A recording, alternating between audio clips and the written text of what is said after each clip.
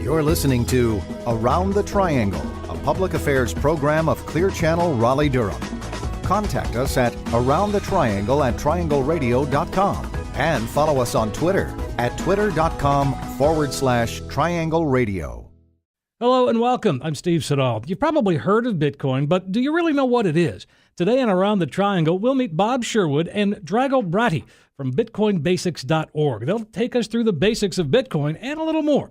Let's start with the obvious. Rob, what is Bitcoin? Bitcoin is a digital currency which was created in 2009, and right now it's a digital payment system.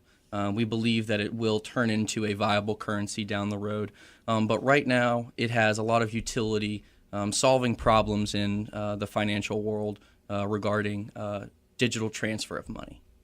And so it is a form of cash. That's absolutely correct. It spends like cash. It's tangible, and it's not physical, but it has value.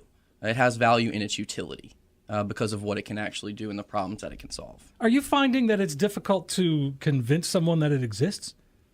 Not really. I don't think that's really been the problem. The problem has been understanding of what it can actually do and what it is. There's a lot of conflicting information out there regarding it, and you hear a lot of bad news about it. But that's everything to do with it. When something starts like this, a new technology, there's going to be ups and downs, and we've seen a lot of it already. And so you said this process, this Bitcoin was created in 2009. Mm-hmm. And so you said someone wrote a program. Yeah, precisely. So someone by the name of the pseudonym Satoshi Nakamoto back in 2009, he decided to write a program that could digitally transfer assets across the internet, regardless of the kind. It just so happened that the first form, took the form of a currency, exchanging tokens for, pizzas or groceries, whatever you may like. But in general, yeah, he had the notion of creating this program that could transfer digital assets across the internet. And that's how it started, and from there Mm-hmm. it's sort of grown. And now today, I know that an exchange just opened in the United States Absolutely. that deals with Bitcoin. 2 days ago. 2 days, yeah. So that's remarkable in and of itself. Absolutely exciting, Absolutely. yes. So if I wanted to get a Bitcoin, what's it going to cost me? Well, that's entirely up to you. You actually don't have to buy a whole Bitcoin. You could buy a fraction of Bitcoin. Like, say you wanted to maybe invest $20. You could buy $20 worth of Bitcoin, or you could buy the whole thing. It's entirely up to you. And so if I wanted to buy a whole Bitcoin, just so I can get it in my head, what is it worth? I mean, what would I have to spend to get a Bitcoin today? Right this second, as we're talking, you would have to spend $253 to get one Bitcoin. And then I could spend that in any increment that I wanted to. Absolutely. That's exactly correct. It's divisible down to 8 decimal places, so you can get as large or as little as you want. Overstock.com is accepting Bitcoin. Let's use them as an example. Mm-hmm. Absolutely. I want to buy something on Overstock, and I've got Bitcoin. Mm-hmm. So, and it costs $50. Sure. So, and I'm going to say, all right, so is it just an option in the checkout to say? Exactly. It's another option, just like a credit card or PayPal. It pops up with a QR code, and you can actually pay for it from your phone instantly. You don't have to type anything in. All you got to type in is on the app on your phone, iPad, or even from a computer. You scan the QR code or copy the address, and it's an instantaneous transfer. There's no waiting. This will grow exponentially. I'm thinking you feel that way. Absolutely. We feel that way, absolutely. And with the exchange just over the United States, that's going to open a lot of doors and open a lot of eyes for people as well. Mm-hmm. What are you guys doing? Why have you jumped into this Wild West frontier of Bitcoin? Well, we believe that Bitcoin provides a valuable service, both to people in the United States, but to people worldwide. It's a worldwide system. It has no borders. It operates like the internet. We feel passionate about educating others about its benefits. It doesn't matter who you are; you can benefit from it. You don't need to send money home to your family in another country, or some people need to pay for materials for their work. You can do pretty much anything you need to do with it right now. Okay, let's get to the. You said send money to somebody in another country. You can just do that through Bitcoin. Do they simply have to have an account to access it? That's exactly right. Exactly. That's all they need. And that's it? That's it. It's that simple. They need to have an account on their phone if they want to just transfer it between family members. family members, I'm sorry, if they want to get their local national currency, they just have to sign up with a local service, or they can even find an individual, such as just a normal person walking on the street, through a website called Local Bitcoins, and you can just exchange Bitcoins for your local currency. I'm a businessman. I'm an Sure. entrepreneur. I want to jump in. How is that going to benefit me? It can benefit merchants and small businesses in a lot of ways. Bitcoin is a push-only network. It solves almost all of fraud-related problems regarding credit cards. In the United States, there was $100 billion in 2013 worth of credit card fraud, and $40 billion of that alone was for credit card chargebacks. And the small business owner is who takes the brunt of the loss on chargebacks. It's a huge problem. Chargebacks cost businesses, up to over $40 billion a year. And it's up to the merchant to fix the problem. It costs the consumer nothing but time. Sure. If you go through a private entity like PayPal, it can take up to 4 months to win a chargeback case. And right now, the current estimates are only less than 50% of merchants actually go through with chargeback disputes because of the hassle that it actually is. There's billions of dollars lost. How does Bitcoin stop that? How does Bitcoin fit into that? There are no chargebacks. It's an instantaneous transfer. There's no personal information in transactions. So your identity can't be stolen. That's exactly Exactly correct. the point. So you can't steal somebody's Bitcoin. No, No. there's no way. And this is this is a game changer, isn't it? Absolutely. And are we seeing it? I mean, we're just sort of beginning to see it here in the U.S., but in what I've read, it seems to be it's in much wider use, in Europe, the U.K. Am I right? Yeah, absolutely. On our website, bit-basics.org, we have a worldwide news section dedicated to giving people quick updates about what's going on in the world, because we're seeing adoption skyrocket all over the world, not necessarily in the United States yet, but we just saw this week with the NYSE investing that it's starting to take hold, and it's exciting times. And this is something that, as a consumer, I want because it's secure, and I can. So the value, you said, fluctuates. Absolutely. And so if I spend $254 is what you said today, could it be worth more or less than that tomorrow? Absolutely, yeah. But the Bitcoin itself is still going to have It's still the same unit. same absolutely. absolute value. So that's why we're currently talking about it as a functioning payment system rather than a currency. So you should, for example, if you want to buy something on Overstock.com with Bitcoin, we suggest buying the Bitcoin immediately before actually making that purchase. Okay, all right. So that it's going to be real time, essentially. Exactly, and a lot of websites offer discounts for paying in Bitcoin. Do they really? Why? Because they want it. They want it. They want a currency ecosystem. Yeah. They want people paying for goods and services. Well, and plus, then I'm guessing that there's none of the credit card fees that merchants have to pay for. That's another reason why small businesses can stand to benefit, because all they need is a tablet, a smartphone, or a computer, and you can take Bitcoin for your business and cut out credit card fees, chargeback fraud. Small businesses operate on a razor-thin margins, and anything can help. And this is a way that can really, set a store apart, because Bitcoin, people who believe in Bitcoin go out of their way to spend it at places that take Bitcoin. Are there people locally in the Triangle that are Absolutely, accepting we've Bitcoin? got a few establishments. There's one actually, myself and Rob frequent once in a while, Rise Donuts in Durham. I believe they were the first local organization to accept Bitcoin. And that was a big undertaking. Oh, absolutely, yeah. And we were one of the first there. We went there on the first day they accepted it. We got our phones out. We used it. It worked just perfectly. Yeah. And so he had to be excited. Oh, Yeah, absolutely. it was fun. And there are more growing now. Yeah. More people beginning to take it. So would it be? Could you?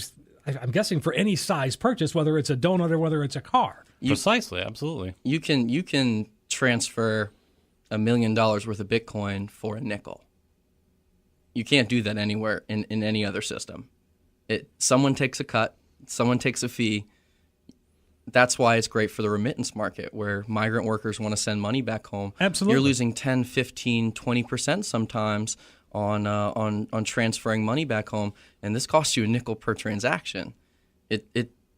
it saves people a lot of money. There's a lot of room to work with that. So, what do traditional bankers think of Bitcoin? Have they weighed in, or are they reluctant? I believe they're currently kind of stepping their foot into the water, so to speak, with this New York Stock Exchange and various bank investment in Coinbase. They're kind of feeling out the environment, seeing what it's going to turn into. But at the current moment, they are very hesitant to move in. Absolutely.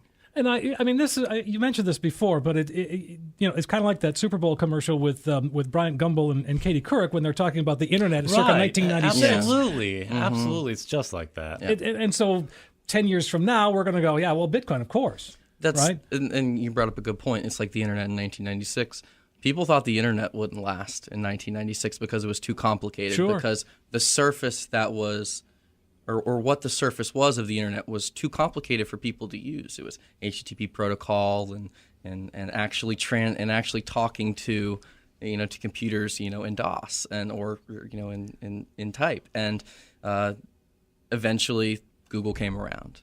Internet Explorer came around, and it changed the way people saw the internet on the surface, and that's exactly what we're trying to do with Bitcoin. And this is something that more and more people are sort of getting involved with, and you guys offer a service for free that will educate whether you're a consumer or whether you're a business owner, right? That's exactly correct. We have every month, every 2 months, 6 weeks around that, we have free Bitcoin workshops. Our next one is going to be March 26th at the Briar Creek Community Center, right next to Briar Creek Elementary. And what we do is we put on a little slideshow, the basics of Bitcoin, what it can do for merchants. It's centered around what the benefits that merchants can. And afterwards, we'll actually teach you how to install it on your phone, and we'll even give you some Bitcoin to teach you how to use it. Do you see after one of these workshops, do people go, oh my gosh, this is great. This is the best thing ever? We see a lot of light bulb moments after we show people how it works in person. Once you show someone how easy it is, it's... Well, that's what I'm beginning to see, too. It's like, well, this just plain makes sense. Well, you can download an app, and we'll give you some Bitcoin after the show. All right. What other businesses around here do you see jumping on board? Locally, a few actually just hopped on board. Reed's Jewelers. Okay, well, that makes sense. But in general, we see the type of businesses that would be looking to save money through like credit card processing. So like product-based businesses that like have a very small margin. 4% is a lot to them. So reducing that 4% to nothing or 0.5% is a very large profit margin that they're going to gain. So does this compare to like Apple Buy, with the iPhone 6? It doesn't. It's digital, so in that sense it compares, but the functioning back end is not comparable whatsoever. The security aspect of this is huge. It is. And that means that do you see that changing at all? Is there going to? I mean, you got to figure somebody's going to try to hack it somehow, but it doesn't seem like it's. They are gonna try to hack it, and we've been trying to hack it for years. Frankly, as soon as I got involved, I tried to do whatever I could, but the reason Bitcoin isn't hackable is the same reason the internet isn't hackable. It's a protocol. It's a set of rules. Like there isn't anything to physically go after. Now, individual Bitcoin wallets per se, like on my phone, those are vulnerable because of the hardware that they are on. But the actual Bitcoin network itself is not susceptible to hacking just due to the nature of what it is. It's protocol. It's a distributed network. There is no central authority. No one owns Bitcoin. No one runs Bitcoin. Everyone who uses Bitcoin has a stake in it.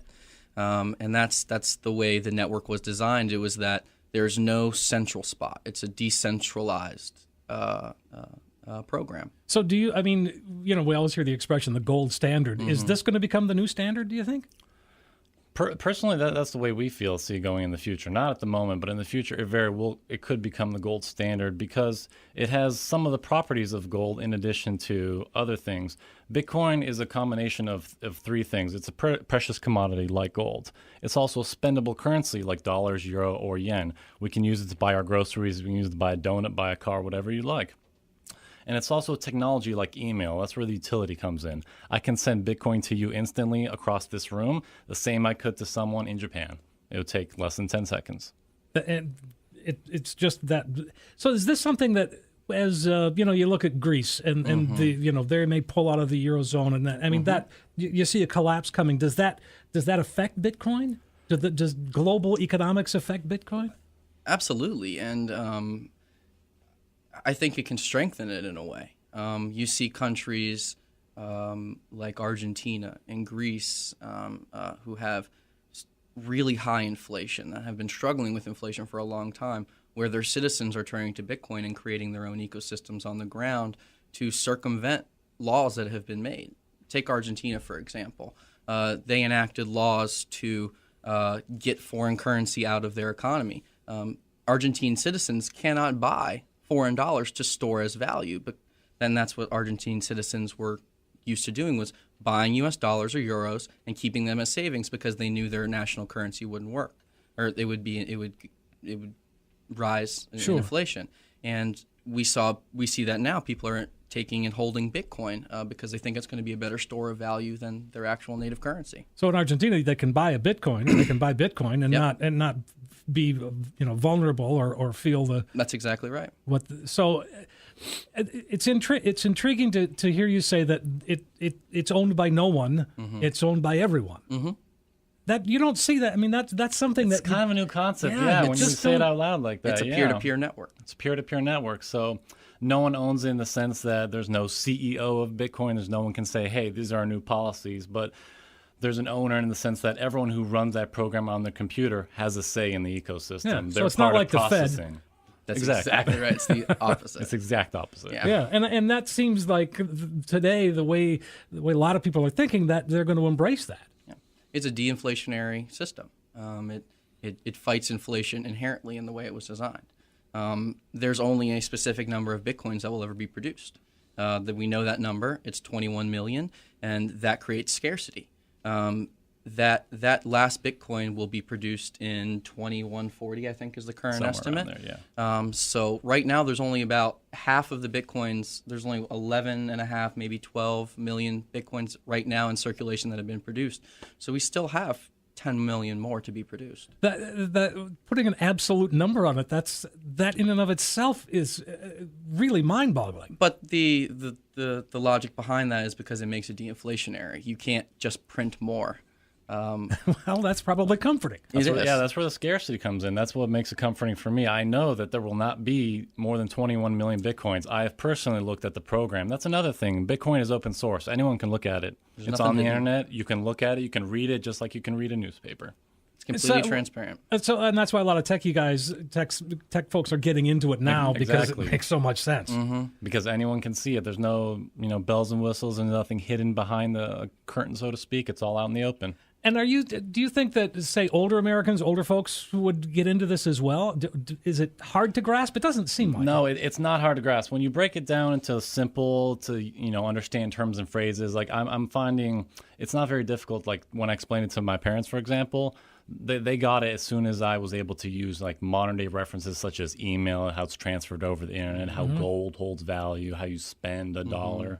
When you use, modern day, even though we're talking about a new type of paradigm, when you use modern day terms, it really helps people of all ages to understand what the basic idea is. Well, it's very exciting for you guys to be sort of on the leading edge of this. Mm-hmm. And so what's your long game? You said you're in it for the long game. What do you see as that? Well, as we said earlier, for right now, Rob and I, as an entity in BitBasics, we're focused on strictly education. We want everyone to know what Bitcoin is capable of, what it can do, and basically its potential for how it can transform economics on a global scale. Mm-hmm. Let's say, Rob and I are successful and this works out. In a few years, BitBasics would probably transition into an escrow type service where, because we talked about there are no chargebacks in Bitcoin, so there needs to be some way of knowing, which authorities are reputable, which ones are not. So we're kind of going to be the guys who are going to know who's reputable and who's not. So we want to be. And by being in it this early in the game, that gives you the advantage. Absolutely. And it also allows, I think, are there other groups like you guys, that are just offering education? Absolutely. Mm-hmm. But in the Triangle, you guys are probably the only ones at this point? As far as we know. As far as we know, at least of our size, the scope of what we're trying to do. Sure. There's the Triangle is one of the largest tech hubs in the country. Right. And that's why we chose to do this, is because we think that the Triangle can be an established ecosystem for the Bitcoin economy. There's a lot of smart people here. There's a lot of progressive people here. There's a lot of technological people here. And there's a lot of people that I think once you got past the initial barrier of education, that would take to it. And that's our goal, is to create an ecosystem here in the Triangle for Bitcoin. So do you see expanding your workshops beyond, you said you got one coming up in March. Do you see expanding that to other places, other We would venues? love to, absolutely. You can actually go online to our website, and all of our educational materials, our PowerPoints, our everything is open source. You can download anything you want. We want people to take our information and use it because we want to foster Bitcoin. That's that's what we're trying to do, and we know other people that want to do that. So we have designed our materials to be easy to understand, easy to use. And essentially open source, just like Bitcoin exactly, itself. just like Go out there and use it. So tell me again, where's your website, and tell me how to get involved in the workshop. It's bit-basics.org, bit-basics.org, and you can go on there to sign up for our workshop, a completely free workshop. You can register through Eventzilla. And when is your next one? March 26th. That's a Thursday from 7:30 to 8:30 at the Briar Creek Community Center. So I guess next time we get together, Bitcoin's going to be, you're going to be sort of chapter 2 in Bitcoin. We hope so. Pretty much, yeah. Honestly, every 3 months feels like a whole year in Bitcoin. Every 3 months, every quarter, so to speak, it's a completely different ballgame. So next time we sit back and talk, I'm sure it'll be a different conversation. Yeah. Great. Well, I look forward to that. Thank you much. I Absolutely. appreciate it. Thanks, Steve. Take care now.